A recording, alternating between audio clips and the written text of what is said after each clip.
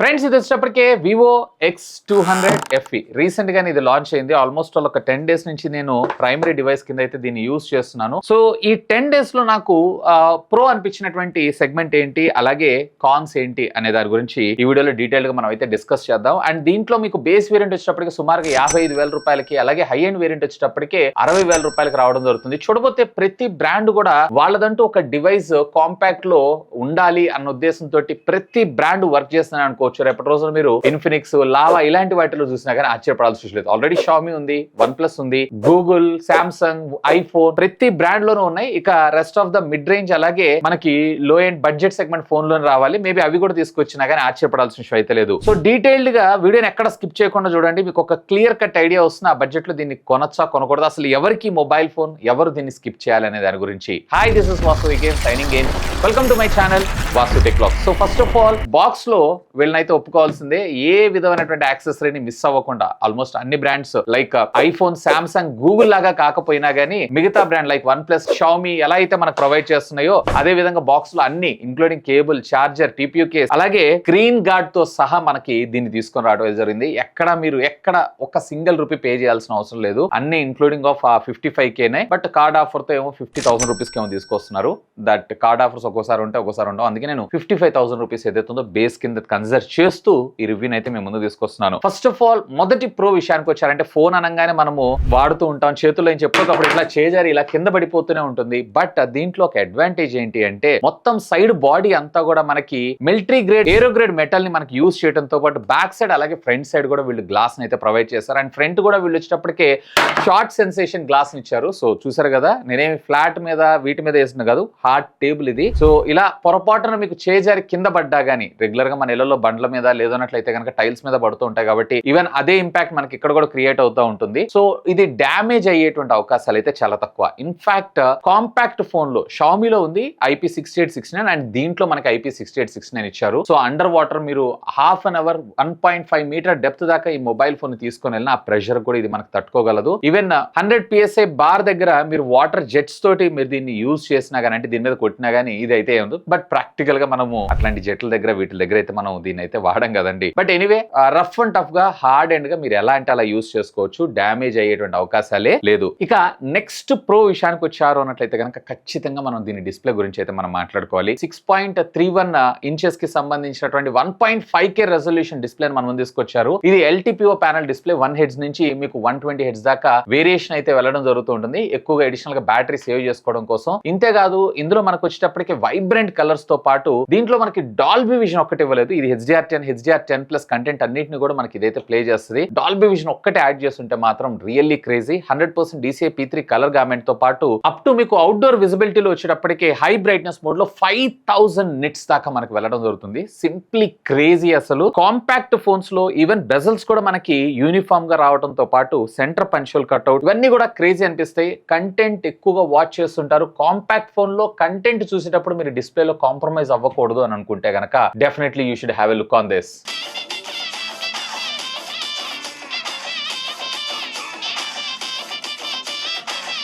Audio కూడా పర్వాలేదు, మనకి dual stereo speaker, loud speaker, hi res audio, wire and wireless రెండిట్లోనూ మనకు సపోర్ట్ చేయడం జరుగుతుంది. సో ఆ రెండు ఒకవేళ మీకు ప్రయారిటీ అయినట్లయితే కనుక ఇక్కడ మీకు షామీ 15 లో మీకు వీళ్ళు ఈ రెండు కూడా ప్రొవైడ్ చేశారు. Simply do have a look on that. Audio and video department లో మీకు కావాలనుకుంటున్నారు పర్టికులర్ గా, అది కూడా మీకు 120 హెడ్స్, అది కూడా మీకు LTPO ప్యానలే అండ్ పీక్ బ్రైట్నెస్ నెట్స్ కొంచెం తక్కువ ఉంటుంది అనుకుంటా. సో ఆ కంటెంట్ లో అది కూడా మీకు డిస్ప్లే ప్రయారిటీ అయినట్లయితే 100% అది చూడొచ్చు. ఇక నెక్స్ట్ ప్రో ఎలిమెంట్ విషయానికి వచ్చారు అన్నట్లయితే కనుక దీని కెమెరాస్ గురించి మనం మాట్లాడుకోవాలి. అఫ్ కోర్స్ దీంట్లో మనకు వచ్చేటప్పటికే జైస్ తోటి కొలాబరేషన్ అవుతూ మన ముందు తీసుకొచ్చారు. అండ్ దీంట్లో మనకి ప్రైమరీ సెన్సార్, సోనీకి సంబంధించినటువంటి సెన్సార్ ని యూజ్ చేయడం జరిగింది. పిక్చర్స్ అయితే super crazy. Almost all post production లో గానీ, ఆల్మోస్ట్ ఆల్ పిక్చర్ క్యాప్చర్ చేసిన తర్వాత ఏ ద్వారా ప్రాసెసింగ్ చేయడం కొంచెం టైం తీసుకుంటుందేమో గానీ, బట్ చేసిన తర్వాత అవుట్పుట్ మాత్రం నెక్స్ట్ లెవెల్. రీసెంట్ గా కొన్ని ఫోటోగ్రాఫ్స్ నేను దీంట్లో దిగిని ఇన్స్టాగ్రామ్ లో అయితే పోస్ట్ చేస్తాను. Crazy response from you. But really చాలా బాగా బ్యాక్గ్రౌండ్ డెప్త్ ఎఫెక్ట్ గానీ, కలర్స్ గానీ, లేదంటే ప్రాసెసింగ్ చేయడం కానీ,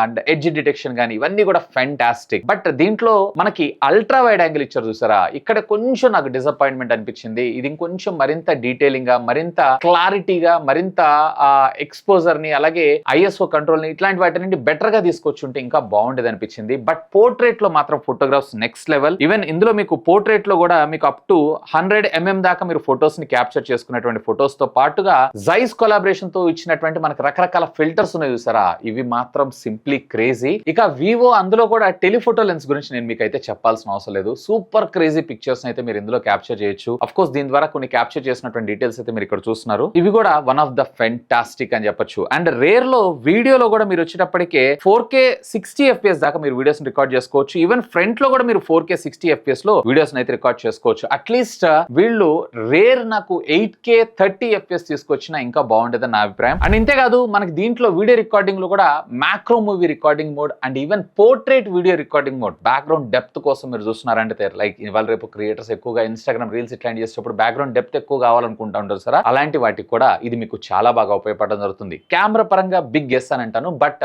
అల్ట్రా వైడ్ యాంగిల్ అంటే ఒకవేళ మీరు స్ట్రీట్ ఫోటోగ్రఫీ ఎక్కువగా క్యాప్చర్ చేస్తుంటారు, లేదన్నట్లయితే నేచర్ ని ఎక్కువగా క్యాప్చర్ చేస్తుంటారు, అల్ట్రా వైడ్ లో ఫోటోస్ ఎక్కువ క్యాప్చర్ చేస్తుంటారు అన్నట్లయితే కనుక I think this is not for you. And even front కూడా వీళ్ళు 50 మెగాపిక్సెల్ సెల్ఫీ కెమెరాని తీసుకొచ్చారు, ఆటో ఫోకస్ అలాగే వీడియో కెమెరా అలాగే ఫ్రంట్ సెల్ఫీ ఫోటోస్ కూడా డీటెయిలింగ్ అయితే చాలా బాగా అనిపించింది, విచ్ ఇస్ గుడ్. ఓవరాల్ గా కెమెరా సెగ్మెంట్ లో ఒక అల్ట్రా వైడ్ యాంగిల్ వదిలేసేసి రెస్ట్ ఆఫ్ ద పార్ట్ అంతా కూడా గుడ్ టు గో అనే నా అభిప్రాయం. ఇక మరొక ప్రో ఎలిమెంట్ విషయానికి వచ్చారంటే ఖచ్చితంగా దీంట్లో ఉన్నటువంటి బ్యాటరీ డిపార్ట్మెంట్ గురించి మనం మాట్లాడుకోవాలి. 6550 mAh of the battery, compact గా ఉన్నా గానీ వీళ్ళు బ్యాటరీలు ఎక్కడ కాంప్రమైజ్ అవ్వలేదు. And 90 watts of fast charging technology కూడా మనకి ఇందులో ప్రొవైడ్ చేశారు సరా, సింప్లీ క్రేజీ. మీరు రఫ్ అండ్ టఫ్ గా మీరు ఫోన్ యూజ్ చేసుకున్నా గానీ 1 day పక్కాగా అయితే వస్తుంది. Almost screen on time 8 to 9 hours దాకా మీకు రావడం జరుగుతుంది. ఒకవేళ లేదు మీరు ఇంకా నామినల్ యూజర్ అయి ఉన్నట్లయితే కనుక ఆల్మోస్ట్ 1.5 day నుంచి మీకు 2 days బ్యాటరీ బ్యాకప్ అయితే పక్కా. ఇంకా చెప్పాలంటే పెద్ద పెద్ద ఫార్మ్ ఫ్యాక్టర్ ఉన్నటువంటి ఫోన్స్ కూడా ఇవ్వలేనటువంటి బ్యాటరీ బ్యాకప్ నాకు ఇందులో నేను చూశాను,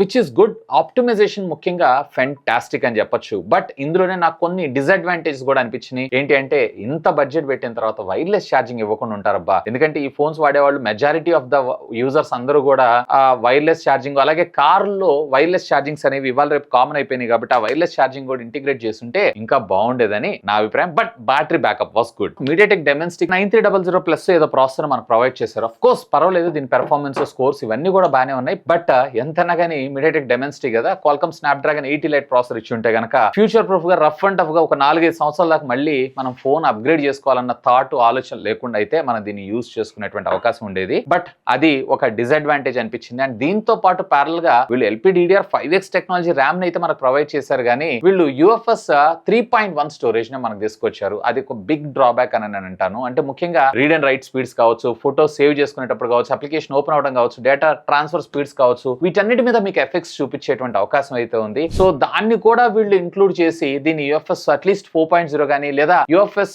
4.1 కానీ తీసుకొచ్చి ఉంటే ఇంకా బాగుండేదని నా అభిప్రాయం. ఎనివే అది కూడా ఒక బిగ్ డ్రాబ్యాక్ అని నేను అంటాను. ఇన్ఫాక్ట్ ఇంతే కాదు, USB 2.0 ఇచ్చారు కింద బాటమ్ మనకు డేటా ట్రాన్స్ఫరింగ్ కోసం. సో అక్కడ కూడా ఎందుకంటే ఈ బడ్జెట్ ఫ్లాగ్షిప్ కింద కన్సిడర్ చేస్తాం కాబట్టి 3.1 తెచ్చుంటే హై స్పీడ్ డేటా ట్రాన్స్ఫరింగ్ ఇంకా బాగా ఉపయోగపడేది. ఎందుకంటే ఇది కెమెరా సెంట్రిక్ ఫోన్స్ కాబట్టి ఎక్కువగా వీడియోస్ ఫోటోస్ క్యాప్చర్ చేస్తుంటాం కాబట్టి ముఖ్యంగా మీరు ల్యాప్టాప్ కనెక్ట్ చేసుకుని డేటా ట్రాన్స్ఫర్ చేసుకునేటప్పుడు మీకు కొంచెం ప్రాబ్లమాటిక్ క్రియేట్ అయ్యేటువంటి అవకాశం అయితే ఉంది. Apart of that everything is okay. But performance wise గా కొంచెం వీక్ ఉందని నేను చెప్తాను. అంటే ప్రైస్ టు పెర్ఫార్మెన్స్ రేషియో దృష్టిలో పెట్టుకొని. ఇక మరొక కాన్ విషయానికి వచ్చారంటే నేను ఇందాక ఆల్రెడీ మీకు ఛార్జింగ్ డిపార్ట్మెంట్ లో మాట్లాడాను. ఎందుకంటే దీంట్లో ఇంత బడ్జెట్ పెట్టారు కాబట్టి కంపల్సరీగా వైర్లెస్ ఛార్జింగ్ టెక్నాలజీ అయితే ఉండాల్సిందే. సో ఈ బడ్జెట్ సెగ్మెంట్ లో ముఖ్యంగా 60,000 రూపాయలు ఖర్చు పెడుతున్నప్పుడు వాటిని కూడా ఇంటిగ్రేట్ చేస్తుంటే ఇంకా బాగుండేది అనిపించింది. బట్ అన్ఫార్చునేట్లీ అవి కూడా మనకు ప్రొవైడ్ చేయలేదు. అండ్ మరొక కాన్ విషయానికి వచ్చారు అన్నట్లయితే కనుక దీంట్లో మనకి అల్ట్రా వైడ్ యాంగిల్ కెమెరా ఏదైతే ఉందో మరింత వీక్ గా ఉంది. సో అది ఇంకొంచెం బెటర్ గా తీసుకొచ్చుంటే ఇంకా బాగుండేదని నా అభిప్రాయం. అండ్ ఇక మరొక కాన్ విషయానికి వచ్చారు అన్నట్లయితే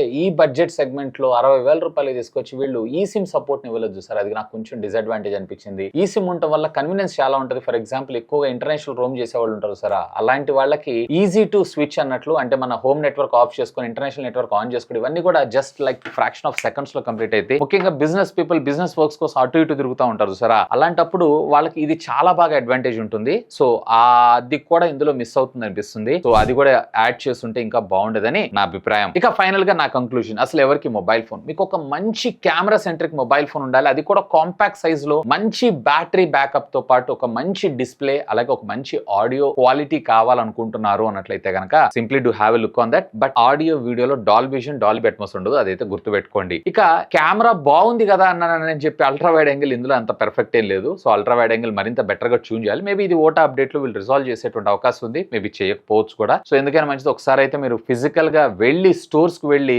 దీన్ని ఒకసారి డెమో చూసిన తర్వాత పర్చేజ్ చేయమంటాను. అల్ట్రా వైడ్ యాంగిల్ వరకు రెస్ట్ ఆఫ్ ద థింగ్స్ అన్ని కూడా గుడ్ టు గో. ఇక ఎవరు దీన్ని స్కిప్ చేయాలి అనే విషయానికి వచ్చారు అన్నట్లయితే కనుక మీకు ఒక మంచి పవర్ఫుల్ కాంపాక్ట్ ఫోన్ కావాలన్నారు అనుకుంటే నేనైతే స్కిప్ చేయమంటాను. ఎందుకంటే ఇదే బడ్జెట్ సెగ్మెంట్ లో మీకు Qualcomm Snapdragon 8 elite processor OnePlus 13s లో వస్తుంది. ఇక్కడ మీకు బెటర్ పెర్ఫార్మెన్స్ ఉంటాయి. ఈవెన్ LPDDR5X UFS 4.1 స్టోరేజ్ ఉంటాయి. బట్ ఇక్కడ వచ్చేటప్పటికి వీళ్ళు ఎంతకాడికి కెమెరా సెంట్రిక్ గానే కాన్సన్ట్రేట్ చేశారు. ఇన్ఫాక్ట్ వైర్లెస్ ఛార్జింగ్ మీ ప్రయారిటీ, అలాగే అల్ట్రా వైడ్ యాంగిల్ లో ఫోటోగ్రఫీ మంచిగా క్యాప్చర్ చేయాలి అండ్ దీంతో పాటు మీకు ఒక మంచి యూజర్ ఎక్స్పీరియన్స్ కావాలనుకుంటున్నారు అన్నట్లయితే కనుక నన్ను అడిగితే స్కిప్ చేయమంటారు. ఈవెన్ దో దీని ఓఎస్ కూడా బాగుంటుంది, బట్ నాట్ లైక్ OnePlus లేదా నాట్ లైక్ సామ్సంగ్ ఐఫోన్ లాగా. బట్ కాంపాక్ట్ సైజ్ లో చూస్తున్నారు, మీ ఇంట్లో మీ అక్కకో మీ చెల్లికో లేదా మీ వైఫ్ కో మీ లవర్ కో గిఫ్ట్ ఇవ్వాలనుకుంటున్నారు అన్నట్లయితే కనుక definitely you should have a look on this compact. అందులో కూడా దీంట్లో మనకి yellow colour and pink colour కూడా ఉంటుంది. Have a look on that. Anyway ఈ ప్రొడక్ట్ సంబంధించిన లింక్స్ అన్ని కూడా ఈ వీడియో కింద ఉన్నటువంటి డిస్క్రిప్షన్ లో ప్రొవైడ్ చేస్తాను. ఒకవేళ మీరు పర్చేస్ చేయాలనుకుంటున్నారు అన్నట్లయితే కనుక feel free to use my links. ఇంకా మీకు ఏమైనా డౌట్స్ ఉంటే లెట్ మీ నో, ఖచ్చితంగా కామెంట్ చేయండి. సాధ్యమైనంత వాటన్నిటికి కూడా రిప్లై ఇస్తాను. That's all for today. This is Vasu signing off. Have a great day.